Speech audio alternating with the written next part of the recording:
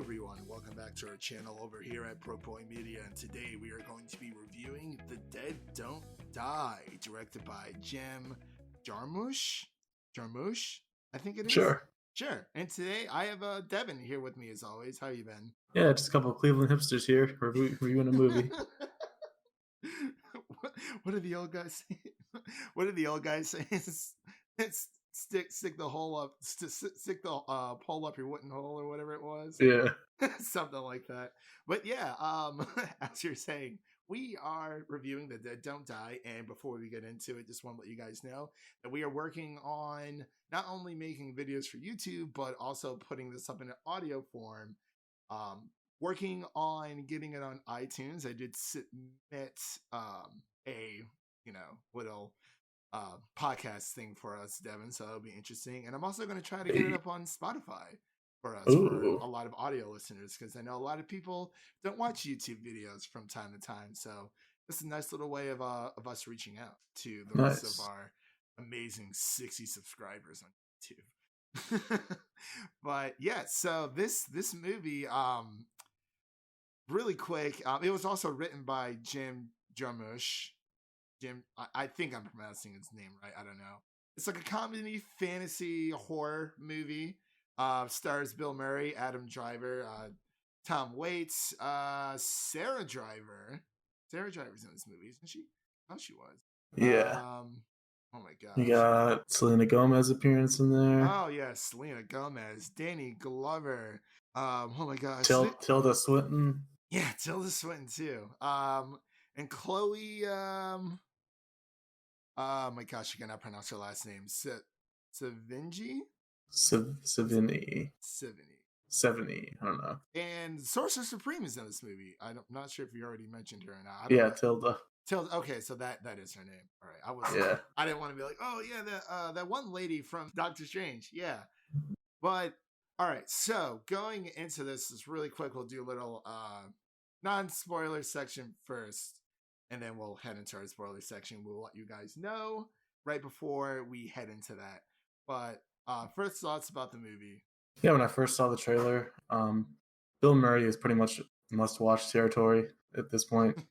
And I think Adam Driver is getting there because he's made a lot of good movies, and he was like perfect in this movie. When I saw them together, I was like, okay, this looks very promising. And then the trailer was really good. It looked funny. I like how he said ghouls. He said zombies. Yeah, the undead ghouls. That's so perfect. It looks really good, and it did not disappoint. Yeah, I didn't.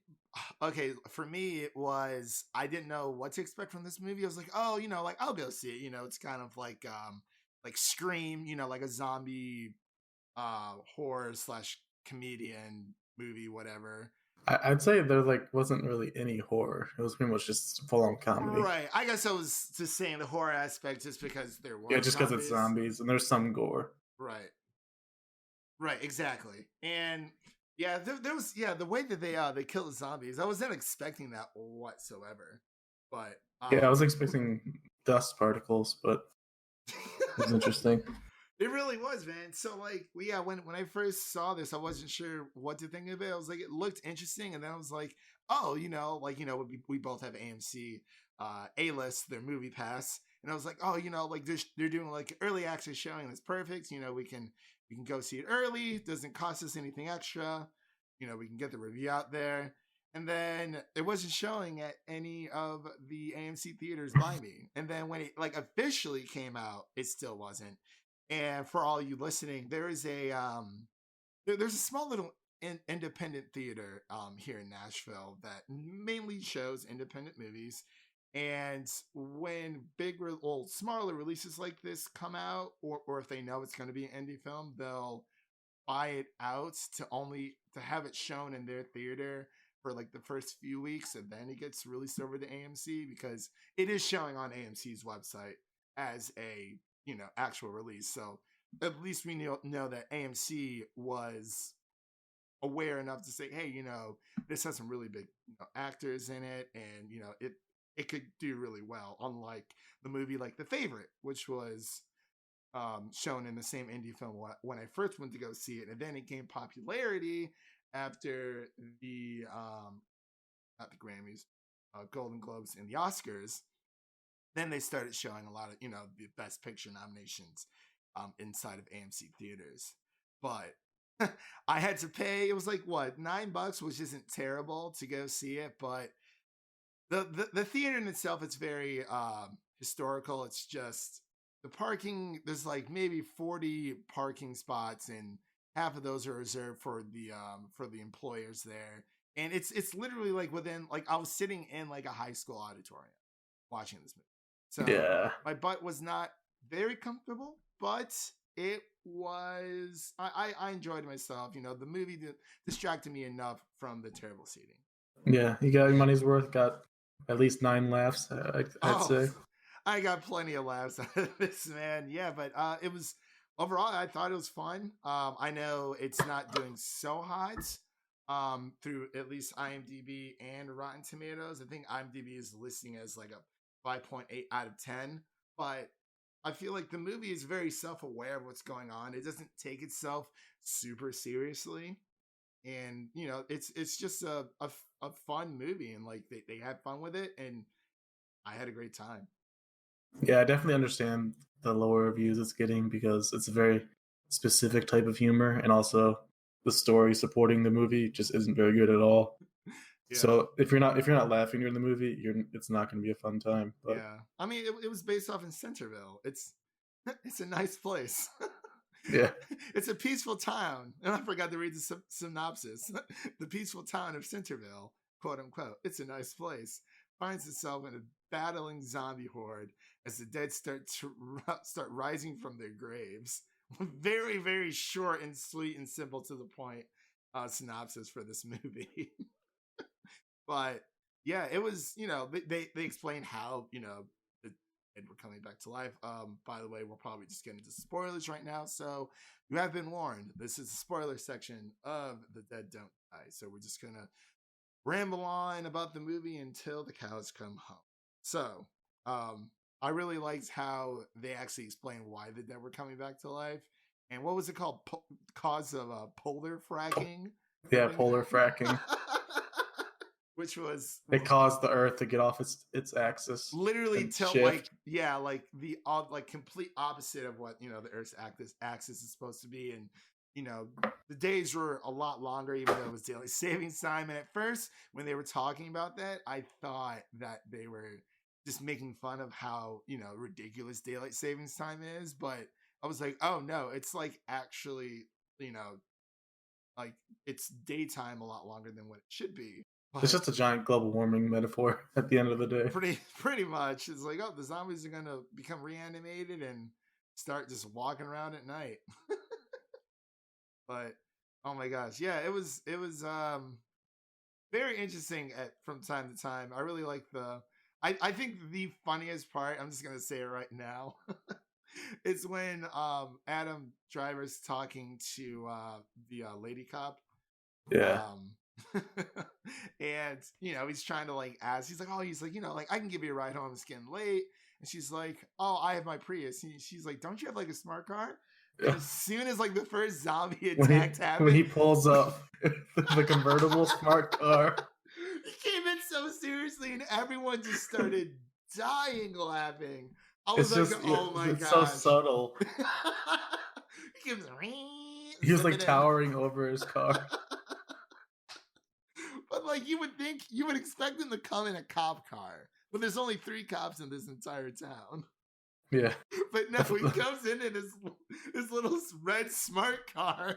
Convertible, no less. And then the girl cop, what did she had? She had a Prius, and she rolls up in that. I was like, that was just so funny. There was just no dialogue. But then right after that, when they're looking at the crime scene, they keep repeating the same thing over and over again. They're like, was it an animal? Was it a pack of animals? Multiple animals? Multiple animals? It's like, whatever it was, they were mad enough to smash the coffee pots. I think the funniest part to me is towards the end when Adam Driver and Bill Murray are in the car, and then they just get super meta. It's almost breaking the fourth wall. Oh, for sure. He's just like, how do you know how it ends? Oh, I read the script. He's like, Script. You read the whole script? Everyone? Yeah, I didn't. And Bill Murray's like, I didn't get the whole script. What the hell, Jim? Right. He's like, for all I've done for that guy, and stuff that you don't even know about. So it just like becomes so meta, and then it's just like Yeah. they're in the movie, but they're themselves. But it's just so funny. Yeah, it was definitely breaking fourth wall territory there, and I thought it was hysterical. I'm like, okay, he clearly, he's like, oh, this isn't gonna end well. It's kind of like in Star Wars, you're like, oh, I've got a bad feeling about this. And Yeah, he something just bad kept happens. repeating that. And I love at the beginning, they kind of started the fourth wall breaking because the song played. Oh, And Murray's like, why does it sound so familiar? And Adam Driver's like, it's the theme song. As soon as you said that, I'm like, okay, yeah, it's that kind of movie. But like, Yeah. it wasn't like it was in your face, but not really, like, not to the point where, how Deadpool, he kind of, breaks the fourth wall and talks to the audience, where even like after he gets his legs cut off in Deadpool 2, and he looks at the audience, he's like, well, that's just lazy writing. Yeah. But yeah, I had a great time with it. Like you said, it's not rated the best, and it is an indie film, but it's a good film. Honestly, every indie film that we've seen so far, between, what was our first one? I think it was Sorry to Bother You, that review that we did, and then Yeah, probably. yeah, like that was like but like these movies, they send a message, and it's not like in your face, like, slapping around like, oh, like, hey, this is what's going on, blah blah blah blah. But like, I just really like how this movie didn't take itself seriously. The script was great, and yeah, Selena Gomez is just Selena Gomez. Just wow. God bless. God bless. And I just totally a Cleveland forgot, hipster. these Cleveland hipsters. Well, I thought they were from Pittsburgh. Yeah, it's real urban in Pittsburgh nowadays. He's like, well, based off their license plate, I'm gonna guess Cleveland. So I was like, wow, they snuck the Cleveland joke in there. I think the director is actually from Akron. Really? Okay, so that's why he might have slipped that one in there. Yeah. Oh, for sure. That makes a lot more sense. And then, oh my gosh, the three kids who were kind of just, I mean, they were that's the worst. That was the worst part of the time movie, Yeah, because like, it literally leads to nothing. Nothing at all. They're like, come on, guys, That's just 10 minutes of the movie wasted. Yeah, like, I thought they were actually gonna like help out, and then they're like, he's like, oh, so one of the girls is like, oh, I know somewhere where we can hide, we'll be safe. And then they just off and run. It's kind of like in what was it, Bird Box, when MGK and that one girl hook up. Yeah, they just disappear. And then like they just take the car and go, and you never hear about them ever again. Yeah, I'd say that's the biggest issue with this movie, though, is that they set up these side characters and these little tiny plot lines throughout the movie, but then none of it gets resolved at the end. Yeah. Like those kids, and the Selena Gomez crew, they kind of just show up and then they do just nothing. Die. Yeah, they end up dying. Yeah. You don't even get to see, the zombie attacks with them. But I thought when Adam Driver, when he goes into, like, he's they go to the hotel and they find out that the three Cleveland hipsters have been killed, and he chops off their heads one by one. He does Selena Gomez's last, and he like stops, and I thought he was gonna be like, oh, I can't do it, man. She's just so beautiful. Yeah. But no, he stops and sees the Dead Don't Die. Yeah, the Dead Don't Die song. I forgot who it was made. Good old Sturgill Simpson. Yeah, that's what I thought. And then when he carries her head outside. That looked so real for a second. I was like, wow, that actually, it didn't look like, super fake. The CGI for what they used in this movie, it wasn't a lot. Well, besides, the beheading of or the zombies, I should say. Other than that, it was pretty spot on. They used it here and there, but it was mainly, people. I'm assuming it was like practical effects when it came to actual zombie makeup and whatnot. Yeah. Yeah. But, I think there was like one subplot that actually worked for me, even though it was really weird. It was was it Frodo? the Tilda Swinton one. Because she just is an alien. I thought that was really funny. Dude, I thought, like, literally, because when she's talking to Adam Driver, when she, like, obviously shows that she's kind of, like, interested in him. And then she's like, may I have the keys to your red vehicle outside? And then, like, it has, like, the little, Star Destroyer ship on it from Star Wars. Yeah, that was so good. It was like, oh, Star Wars. He's like, yeah. Yeah. And then she turns on the computer by like using the force or something. Yeah. I was like, what is going on? And I'm like, is she a Uh, Jedi?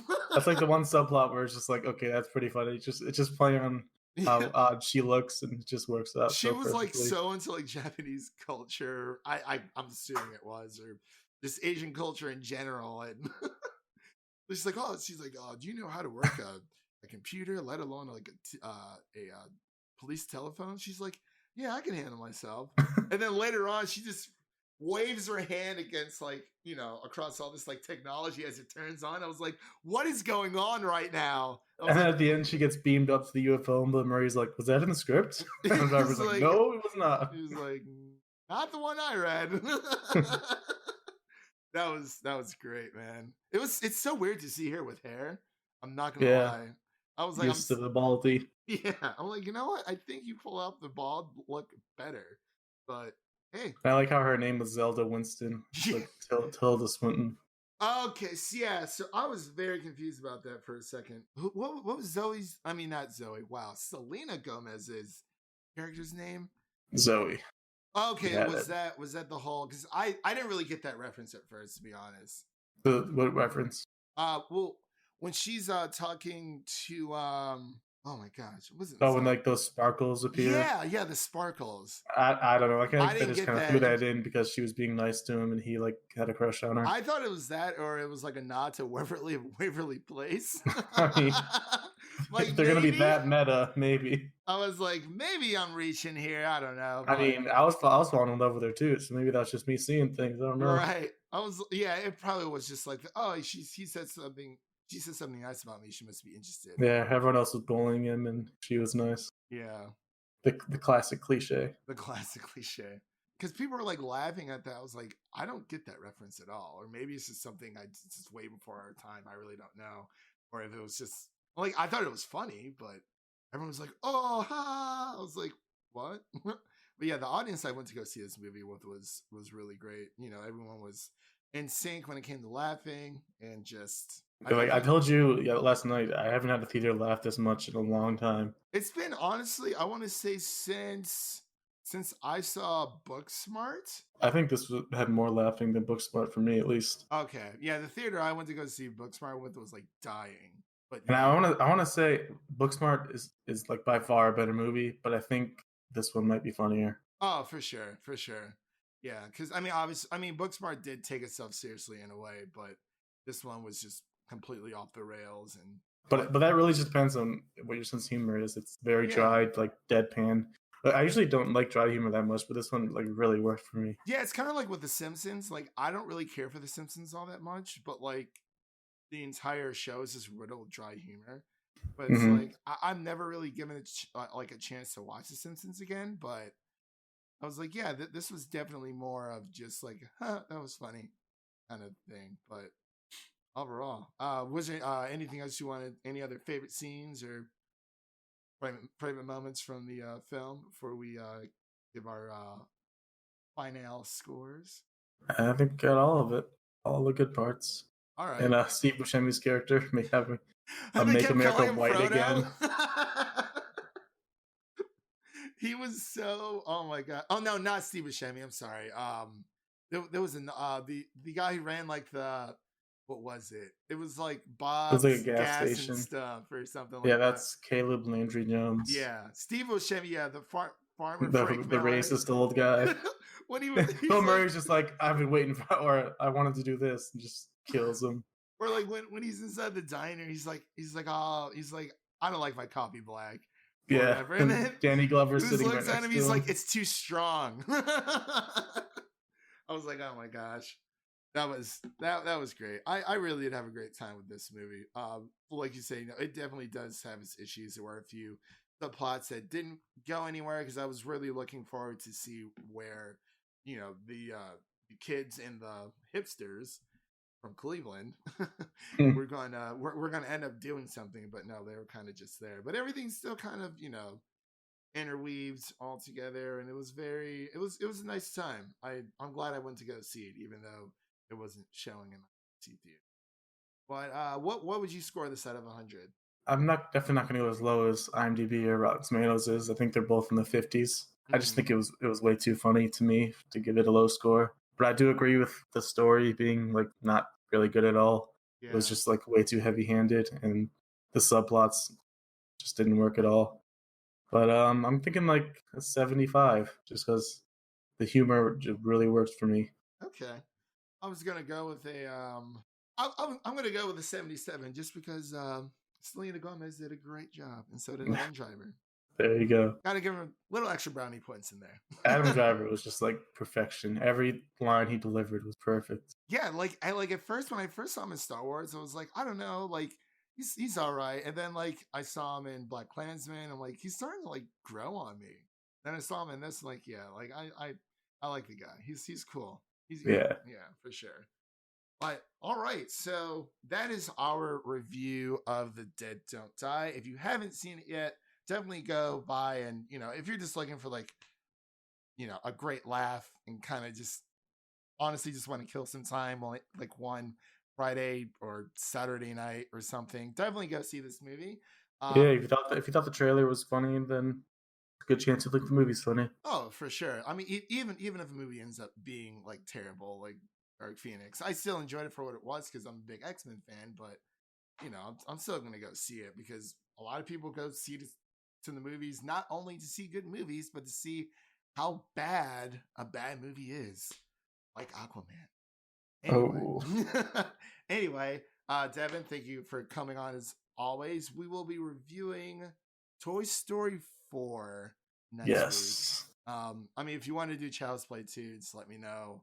We'll figure something out. It'll be a toy-tastic weekend Yes. for all of us out there. But as always, for everyone listening at home, you can actually find us on SoundCloud right now. And like I said, I'm working on getting this or our audio version of our reviews up on iTunes and Spotify. I did submit it through iTunes. It takes a while for them to review it, and it probably doesn't help that I submitted on Friday as soon as the weekend started.